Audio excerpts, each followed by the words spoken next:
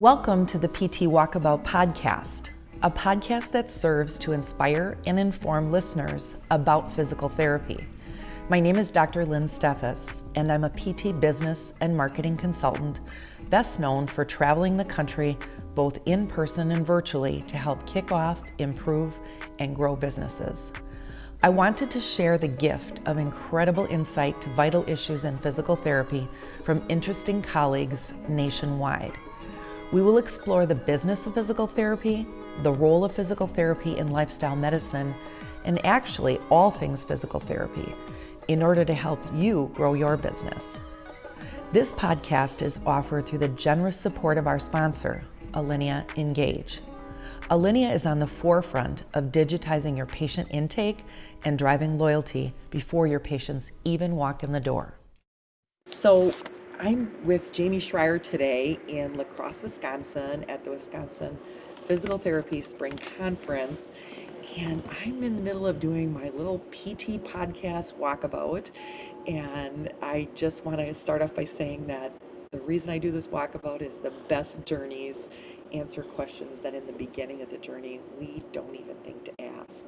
So I'm really excited to be here with you, Jamey. Jamey and I have known each other for a while and done some presentations together at private practice section, certainly shared ideas. I had an opportunity to read your great book. And I know you were invited to Wisconsin to share information with our Wisconsin colleagues on a topic that I thought was kind of interesting. In fact, a couple people asked me, what is he going to be talking about? And I said, I don't know, but it's sure to be good. But the topic was power play.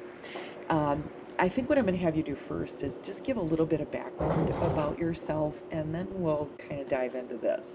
Well, sure, Lynn, and I appreciate you walking about and bumping into me and asking me to do this. So that's pretty cool. So my story is I've been a practice owner for 17 years, and had a lot of struggles, had a lot of difficulties in the business aspect of things, and just made a decision that I wanted to turn that around. And it was not easy. It took me a long time to do it, but I eventually created the type of practice I always dreamed of, a practice that had a great team, a great footprint in the community, that didn't have to have me in there day in and day out and working the 70 plus hours a week. And once I accomplished that, I thought that maybe other people would want to know kind of my secret, the way I did it. And Secret sauce. the secret sauce, which really isn't that Everybody much. wants the secret sauce. Yeah, it's really not that much of a secret. That's the problem. It's so obvious, you kind of blow over it.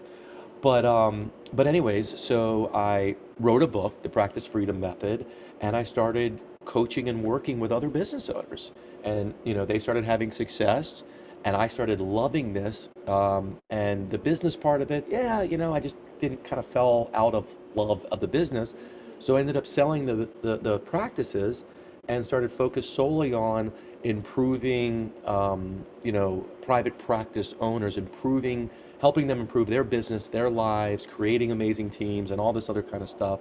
Because I just believe that's the biggest impact that that can affect our industry, is just create small private practices and have a really successful business.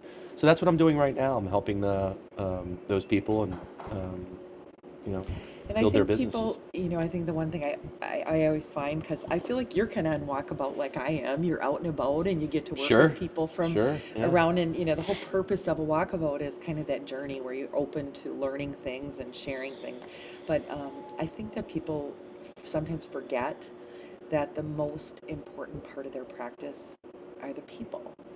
And it really is that team. So when I saw this title, Power Play, eliminating confusion between owner and employee, I was like, okay, what's Jamey got going on? So I know that you spent the entire morning sharing information, but if you could just give us like maybe a couple, 2, 3 key takeaways, just so we have an idea what that is all about. Sure.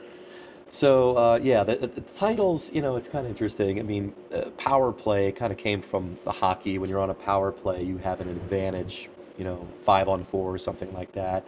But also in the workplace, I found that there's this power struggle.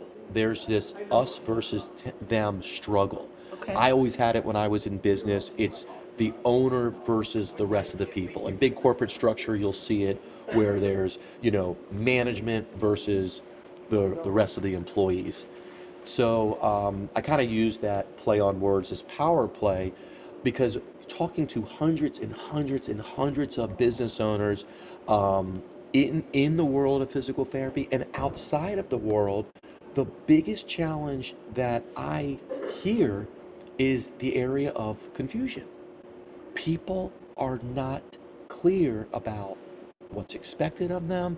There's not a clear vision. There's not clear processes. There's just not a clarity in the business. There's not organization in the business. So when you're not clear, you're confused. When you're confused, you don't initiate, you don't engage. Your productivity is not what everyone wants, and your business suffers. So the idea around this thing on power play, eliminating confusion, if you can eliminate confusion, if you can reduce friction points in your business will naturally grow. Anything grows when you eliminate the things that prevent growth. Sure. So that's what this presentation is about. And, there's lots of big takeaways. One of the big things we've talked about this morning is starting out with a vision. Stephen Covey, in his book, Seven Principles of Highly Effective, seven something. Seven habits of Seven highly habits, yeah. effective. The seven habits. Yeah. Well, one of the habits is always begin with the end in mind. Yeah. And when you start with the end, when you start with your destination, we did all kinds of fun with destinations of where we're going. It allows everyone to know what we're trying to accomplish. Yeah.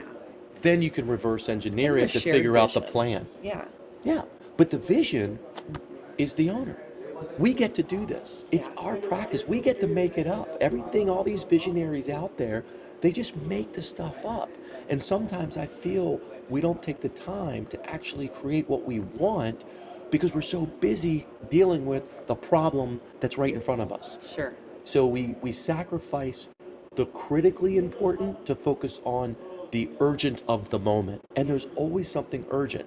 So we go through this idea of our business, always focusing on the problem right now, never creating so where are we headed? And then that creates confusion in the business and confusion of the staff. So we talked a lot about vision. And the other thing we talked about is the idea that I like to call it, and this is kind of one of my talks, and I'm kind of infusing this in this talk, is the power of presence. Mm-hmm.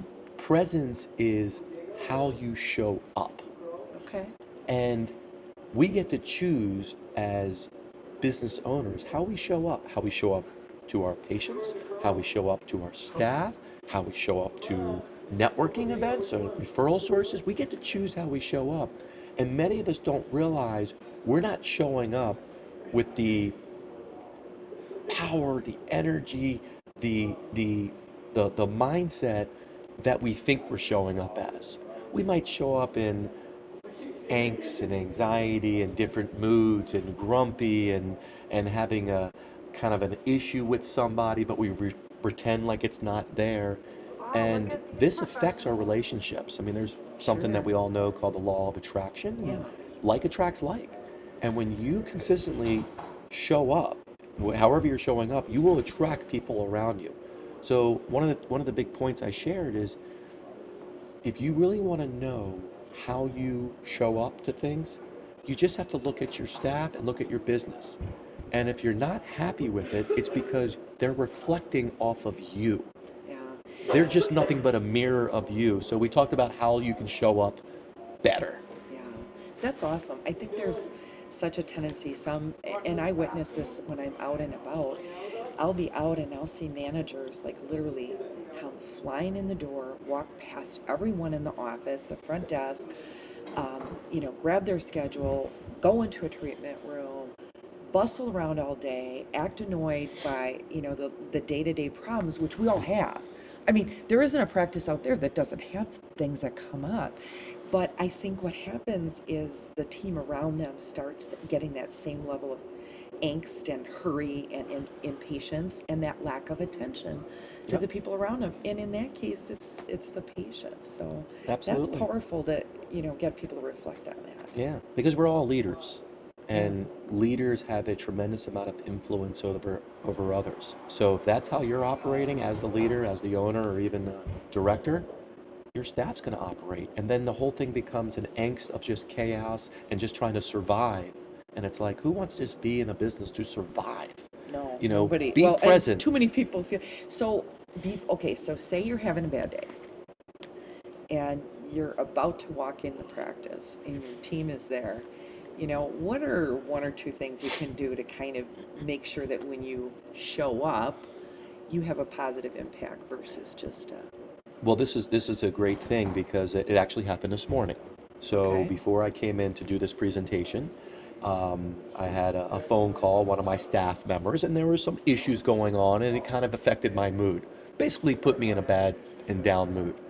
And then I started talking to my wife, walking over to the conference center, and I stopped myself and I said, I get to choose how I show up, how I walk in there, how I present myself to people I don't know about a topic they probably are a little confused on.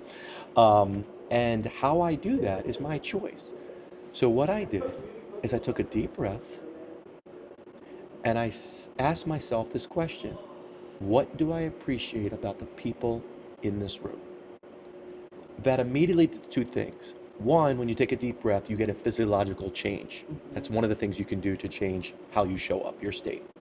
The other thing you can do is when you ask yourself this question, it gets you outside of your own head into other people. So I said, what am I grateful for? Well, the fact that they took the time to come to this conference and they chose to, come in and learn how to improve and better their business. The minute I did that, my entire mood changed. I walked in that room with energy, with presence and engagement, and we've had a blast this morning. And I bet you feel better regardless of if your issue is. I always think, you walk away feeling better.